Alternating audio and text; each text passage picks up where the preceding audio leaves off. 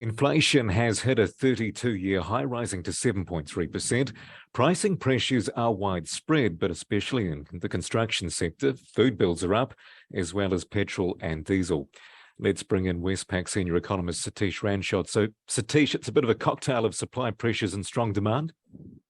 Good afternoon. Yes, it is a very hot inflation picture out there. We're seeing those pressures hitting households on all fronts. A lot of it is due to those imported price pressures that we're seeing from abroad, but domestically, strong demand is what's really lit a fire under consumer prices, and that's what's going to be of interest to the Reserve Bank. What has increased in this quarter? What's really driven the result?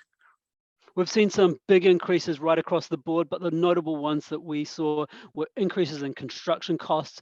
They're running at a record pace with an 18% increase over the past year. We've also seen that pressure coming in on food and fuel. And I think one of the other big items that we should keep an eye on going forward is rents. They're up 4% over the past year. That's the fastest pace we've seen since they started keeping records back in 2000. What about domestic inflation or that non-tradables? Is that running red hot as well? Non-tradables inflation came out at 6.3% for the year. Again, that's the fastest pace we've seen since they started keeping records. And that's a big concern for the RBNZ. Non-tradables inflation is largely related to domestic activity. And with the domestic economy running hot, the Reserve Bank is going to want to lean against how strong activity is to get inflation back down. What within that basket of non-tradables really drove that record result? The big factor on the domestic front has been construction costs. We saw another very large increase this quarter, follows several months of strong increases, and we're seeing a couple of factors pushing that higher.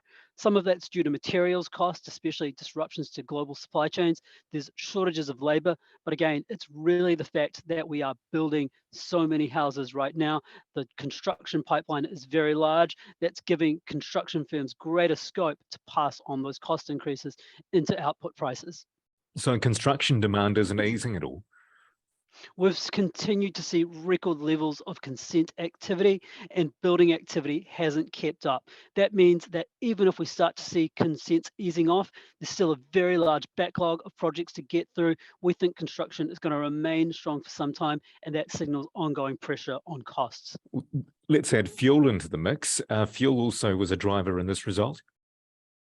Yeah, fuel prices came through with another big increase. And what's notable there is that's despite the reduction in petrol taxes that we had earlier this year. Now, a lot of that is a reflection of what's happening to global prices. But even then, we are still looking at a big squeeze on households' spending power. And eventually, when those fuel taxes come back on, we could see that pressure being sustained. Well, has inflation peaked at this point? We think that if it hasn't peaked this quarter, it's likely to peak pretty soon.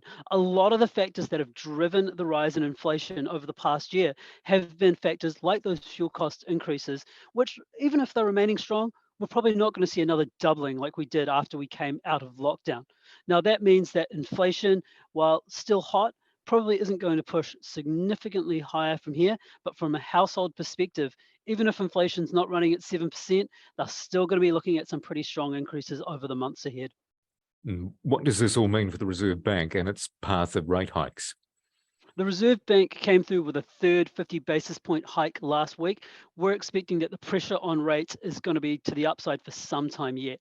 Now, we're expecting that the cash rate is going to rise from its current level of 2.5 now to 3.5 by the end of this year.